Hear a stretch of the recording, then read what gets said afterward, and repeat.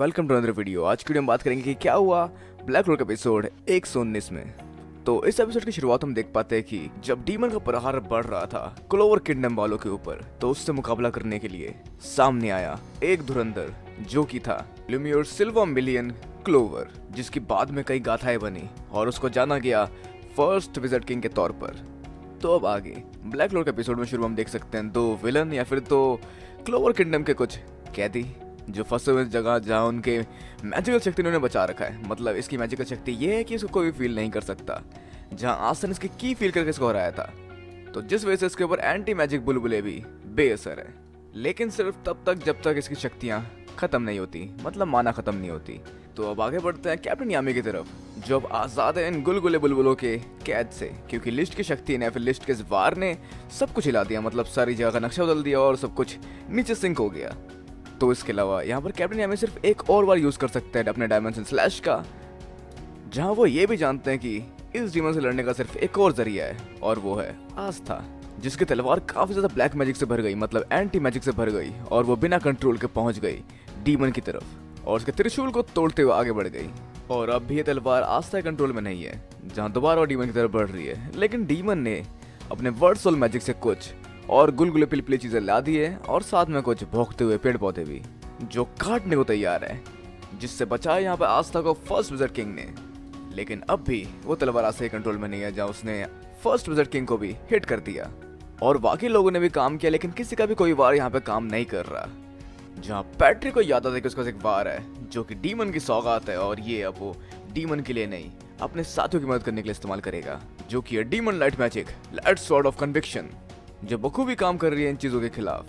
लेकिन एक चीज जिसे काम करनी चाहिए वो सही से काम नहीं कर रही, जो आस्था की तलवार है, जिसको काफी समय लग रहा तैयार होने में। और यहाँ पर यूनो कुछ कड़वी और काम देने वाली बातें कि अगर तुम ऐसा सारा टाइम लगा दोगे तो शायद तुम बन गए विज़र्ड किंग। और इस जगह यूनो ने तैयार कर लिया अपने विंड मैजिक से एक तलवार, जो कि है wind spirit creation magic spirit of Zephyr. तो ये वही तलवार है जो कि हमने इंट्रो में देखा था, और ये डीमन डुएलर स्वॉर्ड नहीं है।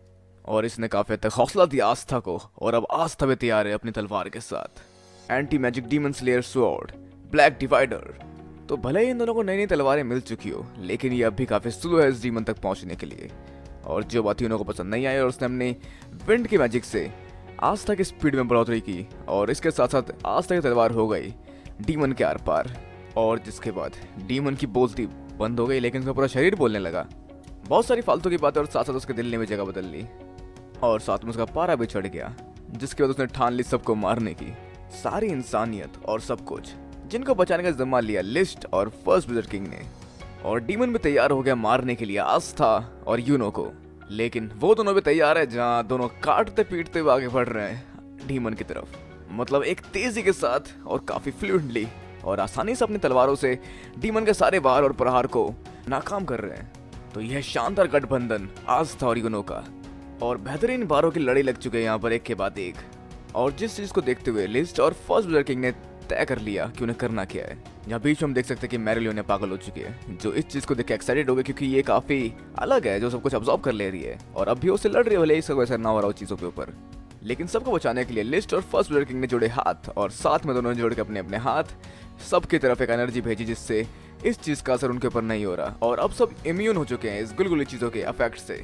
वैसे जिसमें इनकी मदद बैटरी भी कर रहा है, और इस बार वो शक नहीं करने वाला इन दोनों की दोस्ती के ऊपर, और इंसानों के ऊपर भी कोई गुस्सा नहीं है उसका। और इसके अलावा साथ साथ आस्था यूनो भी लड़ रहे हैं इस डीमन से, लेकिन काफी मुश्किल हो रहा है इनको अपने वार उस तक पहुंचाने में और उससे कनेक्ट करने में, जहां इनको उसके दिल पे हमला करना है। मतलब बेसिकली आस्था को उसके दिल पे हमला करवाना है उसकी तलवार से। लेकिन कहीं दूर एक जगह एक बंदा अपने मुंह में सिगरेट पकड़े हुए तैयार इनके और वार करने के लिए, एक लड़की के साथ, जिसके वार के साथ अपनी तलवार को जोड़ा, और फिर सब संदेह में कि क्या इसका वार वहां तक पहुंच पाएगा। पर अगर हम दोबारा ध्यान दें आस्था और यूनो पे, तो ये दोनों काफी जी जान से लगे हुए हैं, और आखिर में कामयाब हो चुके हैं एक ऐसे पोजीशन अचीव करने में जिससे वो वार कर सकते हैं डीमन के ऊपर। मतलब एक आगे से झलावा कर रहा है, दूसरा पीछे से फार करने ही वाला है, और दोनों के वार जुड़ गए। लेकिन आस्था की यहाँ पे एनर्जी खत्म हो गई, और फिर डीमन का पल्ला दोबारा भारी हो गया। ऐसे में फिरंगी, जो कि इस राज्य का है भी नहीं, उस सबने मुंह से सिगरेट छोड़ अपनी तलवार आगे की ओर झुकाई, जिससे कुछ बेलें कट गई, और हम देख पाए एक बड़ा सा माना जोन, मतलब सच में काफी बड़ा है माना जोन कैप्टन यामी का। और सामने आया वार, डार्क क्लॉक डायमेंशन स्लैश यूकिनॉक्स, जो सब कुछ काट तो अपने रास्ते में से वहां पहुंचा, जिससे सब सच में काफी ज्यादा हैरान थे। तो वैसे हम यहाँ पे जान पाए कि डार्क मैजिक क्यों काम कर रहा है डीमन के खिलाफ, क्योंकि डार्क मैजिक दूसरे डायमेंशन में से भी होकर गुजर सकता है और रास्ता भाप लेता है। ये तो शक्तियां हैं कैप्टन यामी की, जहाँ नैरो आ गई है चोट हील करने के लिए या फिर चोट को लॉक करने के लिए टेम्पररी आस्था की, और यूनो ने भी अपने वार को कर दिया है आगे ताकि आस्था आगे पहुंच कर हरा सके इस डीमन को। जिसके बाद ये सबके साथ आस्था आगे बढ़ता है अपनी तलवार को दोबारा उस फॉर्म में लाकर और एक वार सीधा डीमन के दिल पे, और जहां हम देख पाए एक जोरदार वार जो कि किया आस्था ने अपनी पूरी शक्ति के साथ, और जहां उसका साथ दिया नैरो ने भी, जो अपने दिल में काफी कुछ लिए बैठी थी। मतलब वो सोच रही थी कि आस्था को यूज करेगी समय आने पर, लेकिन उसने जाना कि आस्था कितना कमाल का है जिसने इतनी सारी मुश्किलों के बावजूद सारी मुश्किलों का डट के सामना किया और यहाँ तक पहुंचा। तो अब तक ये देख के लगता है कि यहाँ पे हार चुका डेविल, और अब जानते हैं कि क्या हो सकता है ब्लैक क्लोवर में आगे।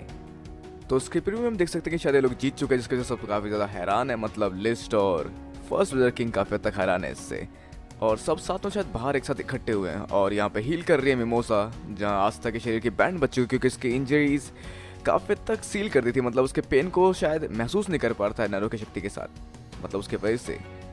और शायद ये लोग जान चुके कि नैरो है, और जिस वजह से अब शायद और ज्यादा हैरान है। तो अगला एपिसोड है एक नए सवेरे का, जहाँ पे अंत हुआ उस डीमन का, और अब सब कुछ शायद ठीक हो चुका है। तो देखते हैं क्या हो सकता है। अगर वैसे अब आपके सोचते हैं कि क्या हो सकता है ब्लैक रोड के एपिसोड में आगे, मतलब ब्लैक रोड के एपिसोड 120 में, अपने विचार में नीचे कमेंट बॉक्स में बताना बिल्कुल। साथ वीडियो को लाइक शेयर और चैनल सब्सक्राइब करना बिल्कुल। हम तब तक मिलते हैं अगली वीडियो में।